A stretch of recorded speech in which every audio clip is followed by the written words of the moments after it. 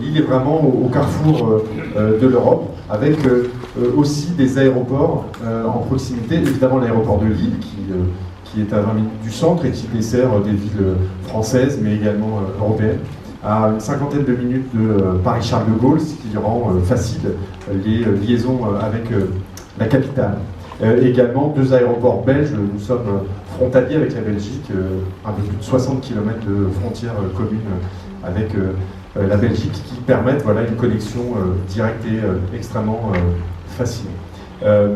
L'île, c'est également un art de vivre. Alors on dit souvent que c'est la plus nordique des métropoles françaises. Il y a un art de vivre quand on y est, une espèce de joie de vivre, une convivialité des habitants. Mais il y a également un rapport à la gastronomie extrêmement important. Alors la tradition veut que l'image, en tout cas, de la gastronomie lilloise est vécue comme extrêmement riche, assez forte. Mais nous avons des chefs aujourd'hui, des nouveaux chefs, des jeunes chefs qui s'installent dans la destination et qui revisitent, qui réinventent cette gastronomie. Nous avons évidemment des restaurants étoilés Michelin et nous avons ce qui est un peu l'emblème de la destination, la bière, mais la bière comme art de vivre aussi local. Et il y a tout un travail aujourd'hui sur les microbrasseries, la bière bio, bref, il y a tout un travail autour de ces richesses-là qui est en train d'être fait pour redynamiser notre destination. L'île aussi, on le verra tout à l'heure avec la saison Eldorado, c'est la culture. Voilà, cette ville, elle respire la culture, cette destination, elle est faite de culture. Il y a eu un grand pas qui a été fait en 2004, lorsqu'il y a eu la capitale européenne de la culture qui a dynamisé très très fortement cette ville. Et du coup, un certain nombre de lieux très emblématiques ont émergé, des musées et des saisons extrêmement importantes, et notamment des expositions à vocation internationale. Il y a quelques jours a été lancé au LAM, qui est le musée d'art brut, le musée d'art moderne à côté de Lille, une exposition de Giacometti, qui est une exposition internationale avec 150 œuvres de cet artiste qui sont désormais à Lille jusqu'au mois de juin, en partenariat avec la fondation Giacometti. Vous dire également que Lille, c'est aussi une des villes qui, dans son histoire, a le plus d'histoire. C'est une des villes qui a été le plus assiégée en France. Elle a eu plusieurs nationalités, plusieurs vies. Elle a été bourguignonne, elle a été des Pays-Bas espagnols, elle est désormais la capitale des Flandres. Elle a toute une histoire assez incroyable que l'on trouve géographiquement en son sein. Il y a une citadelle, bientôt classée au patrimoine mondial de l'UNESCO. Il y a des beffrois, qui étaient les fameuses tours de garde, qui elles sont classées d'ores et déjà au patrimoine mondial de l'UNESCO. Bref, en tout cas, une histoire à raconter de façon extrêmement importante aux visiteurs. L'île, c'est aussi la fête, on le verra tout à l'heure aussi avec la saison Eldorado, un focus sur un événement qui a une portée extrêmement importante, qui est la braderie de Lille, qui est le moment où les habitants, mais aussi les vendeurs, les marchands, sortent devant leurs portes des antiquités, des objets à vendre. Cette saison, la braderie aura lieu le 31 août et le 1er septembre, le premier week-end de septembre, et plus de 2 millions de personnes participent chaque année à cet événement, qui est un événement international qui se passe à Lille. Également, vous dire que Lille et toute cette zone-là est une zone de front également. Il y a un devoir de mémoire extrêmement important qui est en place dans notre destination.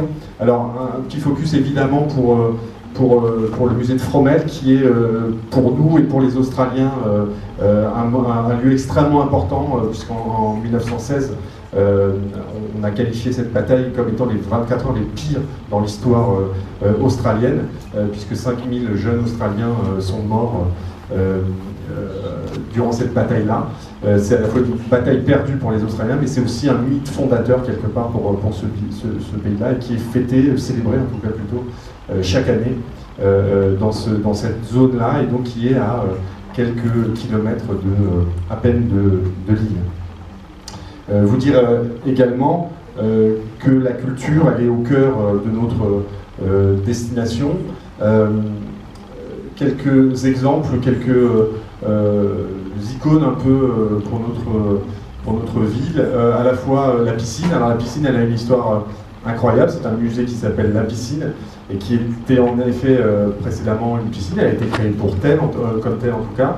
Elle avait un lien, un objectif extrêmement social dans une région minière, dans une région industrielle.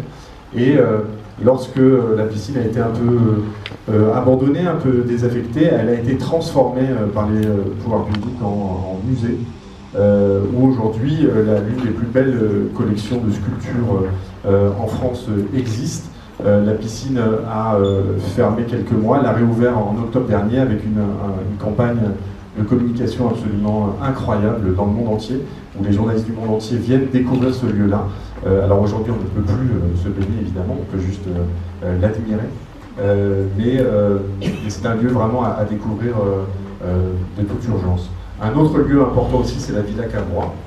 La Villa Cavrois, c'est une villa qui a été créée par l'architecte Robert Mallet-Stevens pour Paul Cavrois. Paul Cavrois, c'était un industriel du Nord, du textile, et qui, pour sa famille, avait voulu se faire construire une villa par un architecte parisien de renom, ce qu'il a fait faire.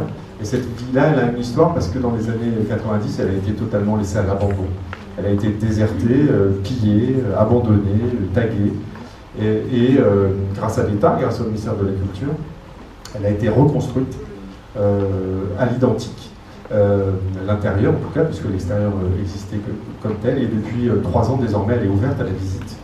Et elle accueille chaque année un peu plus de 100 000 visiteurs. C'est un vrai succès populaire et un moment en tout cas très important pour la visite lorsque les gens viennent à Lille. Le Palais des Beaux-Arts, c'est le Palais des Beaux-Arts qui est le deuxième après celui de Paris à avoir une telle collection. C'est une richesse incroyable d'œuvres qui vont du XIIe au XIXe siècle. Vous pouvez y trouver des Rubens, des Goya, des Gauguin, toute une période impressionniste. Et c'est un lieu magique à la fois pour visiter, mais aussi pour flâner. Et il est situé en cœur de ville, au centre-ville. Et il permet d'agrémenter de façon extrêmement positive une visite. Un mot également, parce qu'il y a un événement qui va arriver l'année prochaine, sur lequel nous n'allons pas tout vous dire aujourd'hui, évidemment, puisque le travail est en préparation, est en cours. Mais c'est un événement mondial qui va avoir lieu l'année prochaine à Lille, puisque Lille a eu la chance incroyable d'être désignée capitale mondiale du design. Elle est en compétition avec Sydney cette année, l'année dernière, et donc Lille l'a emporté. On en est extrêmement fiers, il y a toute une histoire maintenant à raconter et à dérouler. Vous pouvez d'ores et déjà noter à vos agendas que le lancement de la saison la capitale mondiale du design aura lieu le 6 décembre 2019. Pourquoi le 6 décembre? Puisque c'est la Saint-Nicolas, qui est une date extrêmement importante dans le nord de la France, mais au-delà d'ailleurs, qui est une date extrêmement importante et qu'elle s'achèvera une année après, à la fin 2020. Je vous le disais, important pour nous parce que de très grosses destinations ont accueilli la capitale mondiale du design. Avant nous, Taipei, Helsinki, Séoul, Turin, Le Cap et Mexico très récemment, puisque Mexico a passé le relais à Lille il y a quelques semaines. Et donc nous en attendons énormément. Ça va être un moment important. Le design est en tout cas une thématique sans doute peu connue pour l'instant. En tout cas, il y a beaucoup de design week dans le monde, il y a beaucoup de biennales du design, mais il faut encore populariser cette discipline qui aujourd'hui reste un peu en tout cas une visite de niche. Et donc l'enjeu, en tout cas pour le comité d'organisation, va être de populariser et faire grandir cette thématique-là au profit de notre destination.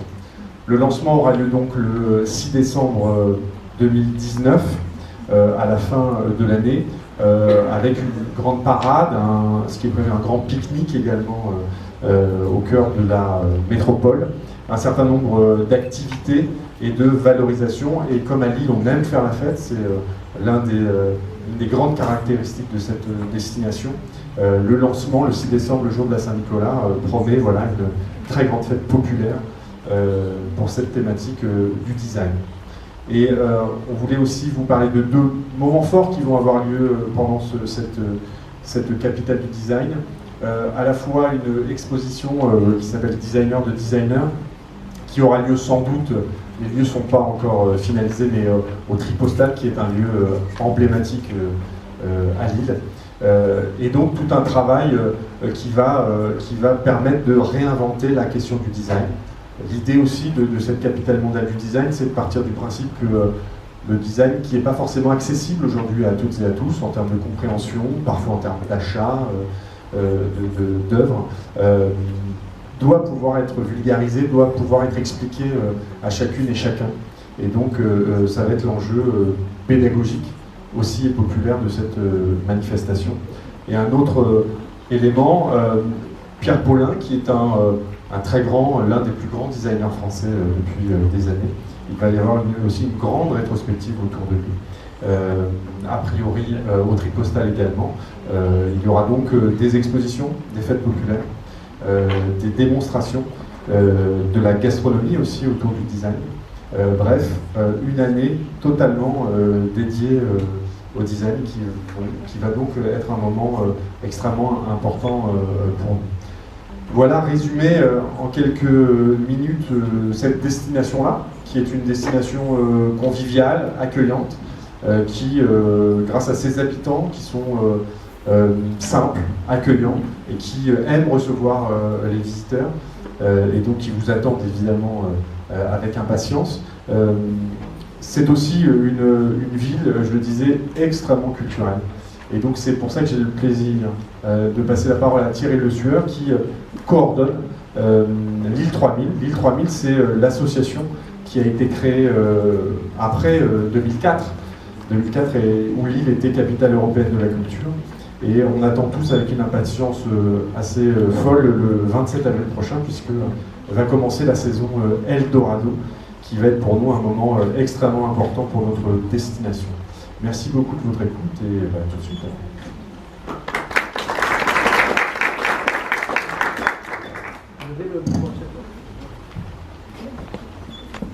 France de nous accueillir aujourd'hui. Je suis Thierry Le Sueur, je suis le coordinateur général de l'île 3000 et donc je vais vous présenter la nouvelle édition de l'île 3000 qui s'appelle Eldorado. Vous le savez, François l'a rappelé, l'île est devenue capitale européenne de la culture en 2004.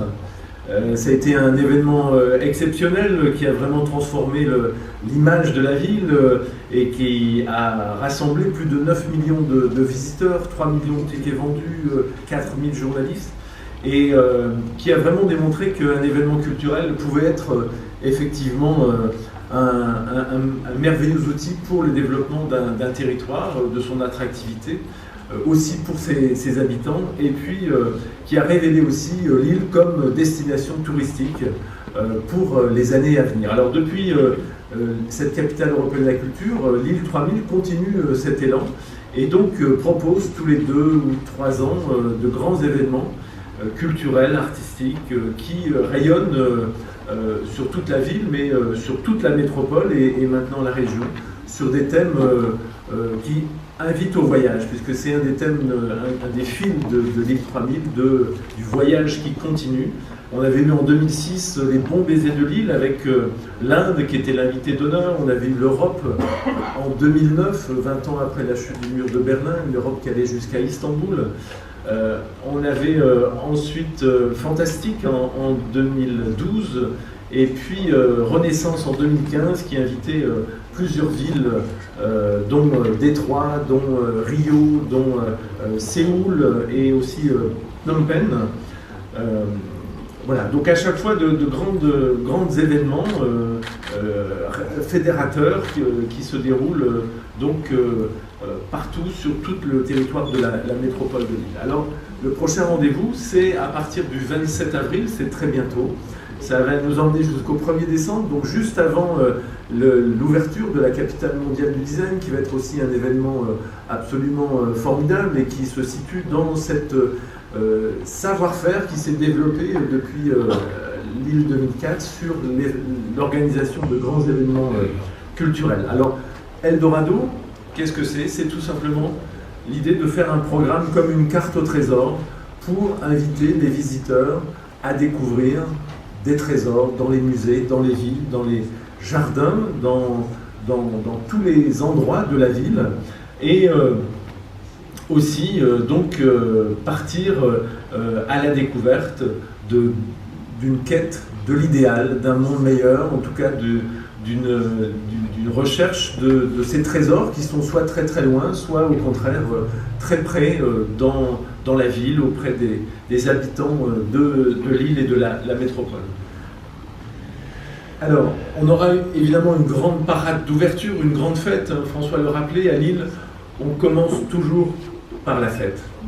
Donc, ça sera bien sûr une fête mexicaine, puisque cette année, avec Eldorado, c'est le Mexique qui est l'invité d'honneur, j'allais dire les cultures du Mexique, avec toutes ces influences qui viennent depuis les Aztèques, les Mayas, évidemment la période espagnole, mais aussi comment aujourd'hui Mexico et l'ensemble du Mexique est vraiment un aimant et un endroit pour les artistes extrêmement important. Donc on aura beaucoup d'éléments de la fête des morts, qui est une grande fête à Mexico, donc on va vraiment avoir une parade à la mexicaine, avec beaucoup de participants très très divers, et comme à chaque fois, on va avoir aussi beaucoup d'expositions, par exemple au Tripostal avec Eldorama, grande exposition d'art contemporain, qui va explorer les différents thèmes d'Eldorado, comme par exemple les pays imaginaires, la quête et la conquête, les illusions perdues, les nouveaux Eldorado, avec des artistes comme Yao Kusama ou Adel Abessemed. Donc vraiment une sélection d'artistes internationaux de première importance. Claire Tabouret également. Voilà. Donc on va partir à la recherche de ces Eldorado. On aura aussi une autre exposition importante dans un lieu aussi très très important à Lille qui s'appelle la Gare Saint-Sauveur. Une exposition qui s'appelle la Déesse Verte, qui va nous parler tout simplement de la relation des artistes avec la biodiversité, avec la nature, et de ce rapport qui, dans l'imaginaire, peut se dérouler donc à travers ces installations des différents artistes, beaucoup d'artistes, jeunes artistes mexicains, mais pas seulement, donc pendant cette exposition. Aussi les enfants, parce que les enfants sont très très importants dans le succès des événements de l'île 3000, et donc on aura une exposition réalisée par les enfants qui travaillent depuis le mois d'octobre sur ce thème d'Eldorado et sur ce thème du Mexique. On aura aussi une Golden Room en plein milieu, au cœur de ce Palais des Beaux-Arts, le musée de Lille, une Golden Room, donc pour interroger justement cette quête de l'or, et puis voir à travers différents artistes contemporains ce rapport qu'ont les artistes à ce matériau très particulier qui est l'or. On a aussi la chance, et ça va être un événement vraiment au musée de l'Hospice Comtesse, l'invitation au musée de l'art moderne de Mexico, donc Frida Kahlo, Diego Rivera, tous les grands peintres que l'on connaît, qu'on a vus, mais qu'on n'a pas vus depuis longtemps, en tout cas à Lille, seront présents donc dans cet Hospice Comtesse.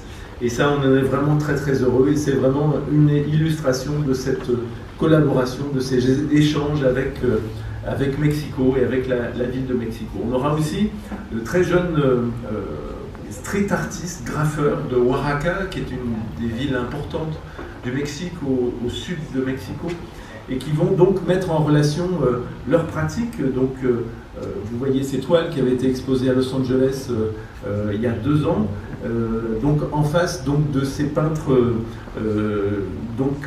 du XXe siècle de Mexico. On aura également la chance d'avoir le musée d'art populaire de Mexico, qui est un endroit absolument extraordinaire, donc avec toutes les collections de ce musée d'art populaire, et qui montre effectivement toutes les richesses des cultures du Mexique. La frontière aussi est un sujet important, on en parle beaucoup, la frontière entre le Mexique et les États-Unis, on est en pleine actualité, et donc on va accueillir une exposition d'une commissaire mexicaine qui s'appelle Ana Elena Malé, qui justement va nous raconter à travers les artistes ce rapport très, très, très particulier entre les États-Unis et le Mexique autour de cette frontière. Et puis dans les maisons folies qui sont l'héritage de la capitale européenne de la culture, on aura une Casa Loca avec plusieurs collectifs qui vont venir et qui vont proposer avec les Huichol, qui sont un peuple du Mexique qui a cette particularité de fabriquer des perles. Et donc on va avoir beaucoup d'ateliers où le public va pouvoir échanger, pratiquer les rituels aussi, puisque tout ça a une dimension chamanique, également avec Santos de Luz, qui là nous viennent de la forêt amazonienne et qui vont célébrer à travers la peinture, à travers le son, à travers donc toute leur culture qui vient effectivement de très très loin. On aura aussi la peinture, donc à Tourcoing, dans la métropole, au très beau musée du MUBA, une grande exposition de peinture avec la jeune peinture actuelle qui s'appelle Les Enfants du Paradis. On aura aussi à Tourcoing cette artiste magnifique mexicaine qui s'appelle Betsabe Romero, qui va nous emmener sur un univers de plumes et de réalisation, d'inspiration aztèque. Julien Salot à Lambersart, toujours dans la métropole, qui est en train de réaliser une immense tapis d'inspiration là aussi aztèque. Et puis quantité d'expositions partout, c'est plus de 50 expositions à voir pendant toute la durée, très très différentes. Tous nos partenaires culturels, le Frénois, la grande école, centre pour les images, la piscine, on en parlait tout de suite. Et puis également, alors ça on en est très fiers, c'est un MUMO, c'est un camion, mais il se promène un petit peu partout. En fait, c'est un musée itinérant et on aura une exposition qui va être sur le thème particulier donc de l'Eldorado. Un planétarium géant aussi qui va se promener, Giacometti, on en a parlé. Et puis également le Louvre-Lens qui nous rejoint pour cette édition avec une exposition sur Homère, le voyage, les mythes. On est toujours dans cette quête de l'Eldorado. Et puis l'île 3000, ce n'est pas simplement qu'une fête et des expositions, c'est aussi l'espace public. C'est installer des œuvres dans l'espace public. Ça sera le cas avec la Rambla, donc avec l'installation de sculptures géantes, les alebriles, donc ces animaux mythiques, ces chimères qui viennent donc de la forêt au Mexique, qui sont très très très populaires, et donc qui sont actuellement en route vers l'île et qui donc vont marquer le territoire, marquer l'espace public de cette empreinte mexicaine. On aura aussi une lune, alors parce que quand on a commencé à travailler sur ce thème d'Eldorado, évidemment la conquête de l'espace, et donc on va avoir la chance d'avoir cette lune de Luc Gérard en plein milieu de la gare Lille-Flandre. Quand vous arrivez de Lille, vous allez arriver sous la lune. Et évidemment, la lune qui est aussi extrêmement importante dans la culture mexicaine. Voilà. Et puis encore des installations, Betsabe Romero à la Vieille Bourse, qui est sans doute le plus ancien bâtiment de l'île, extrêmement beau, qui va installer donc ces miroirs soleil au milieu de ces voûtes de cette vieille bourse. Et puis les photos de l'espace, et puis un énorme quetzal sur la façade de la Voie du Nord, lumineux, et puis le collectif Détonador, et puis le son de la jungle, et puis aussi, et ça c'est une nouveauté pendant tout l'été, c'est un projet dans les jardins. Il va faire beau pendant tout l'été à Lille, et donc, c'est vrai, il fait toujours beau à Lille. Et donc on va avoir toute une série de parcours pour justement aller à la découverte de ces endroits secrets de la métropole qu'on pourra faire en vélo, à pied, le long des voies navigables. Et donc on pourra découvrir des œuvres plastiques ou paysagères dans ces jardins et évidemment découvrir ces jardins ou ces chemins de randonnée avec une trentaine d'artistes et donc une trentaine de sites à visiter. Le street art, parce qu'on est au Mexique et que le Mexique est l'invité d'honneur et que là-bas c'est le pays du street art, donc on va là aussi avoir une vingtaine de très très grands street artistes qui vont déployer leur art sur des murs partout dans la ville. Donc là aussi l'espace public extrêmement important. Et puis des événements, il y en aura beaucoup. 86 communes des 90 de la métropole qui participent à l'événement, qui auront des balles, des événements. 3 week-ends à ne pas rater, le premier autour des jardins, du 17 au 19 mai, le second du 7 au 9, mais même un petit peu au-delà, sur la semaine ou le week-end Mexique, avec un grand moment sur la gastronomie, où on va inviter des chefs de Mexico et de Oaxaca qui vont venir cuisiner avec les chefs de l'île. Il y aura aussi, au cours de ces mêmes soirées, de la lucha libre, une démonstration de lucha libre. Voilà, on aime bien mélanger les influences à Lille, et puis un week-end sur la Lune, puisque le 21 juillet, c'est les 50 ans du premier pas de l'homme sur la Lune, donc l'idée de la conquête. Et donc on va célébrer cet événement le week-end du 21 juillet. Aussi, un autre événement, en juin, le week-end des galeries, pour mettre en avant les galeries de Lille. Et puis partout, des balles, des fêtes, des concerts, tous les partenaires culturels, l'Orchestre national de Lille, l'Opéra de Lille, les théâtres, les grandes institutions qui participent et qui vont décliner dans leur programme des événements autour de Eldorado, du Mexique. Voilà. Et puis, évidemment, on a pensé à tout pour vous accueillir, pour accueillir tous les visiteurs qui viennent de loin ou de très très loin, avec des passes pour le week-end, pour 24 heures, 48 heures ou 72 heures, ou si vous décidez de vous installer à Lille, pour voir toute l'année à des tarifs vraiment tout à fait intéressants, l'ensemble des expositions partout dans toute la métropole. Voilà, et puis évidemment un site internet bien sûr, une appli, une web appli avec géolocalisation qui permettra aussi de découvrir les bonnes adresses de Lille, les restaurants, les hôtels et puis tout ce qu'il y a à découvrir. Et puis voilà, donc cette carte, donc on en parlait, Lille au cœur du Nord est extrêmement facile à rejoindre. Voilà, donc merci beaucoup à tous nos partenaires, la ville de Lille, la métropole européenne de Lille, la région Hauts-de-France, le ministère de la Culture, et puis tous nos partenaires privés qui nous accompagnent depuis toujours, et aussi les partenaires du Mexique qui nous soutiennent dans cette grande aventure. Alors maintenant, on va vous passer un petit film, et puis vous remercier de votre attention. Question, on a le temps.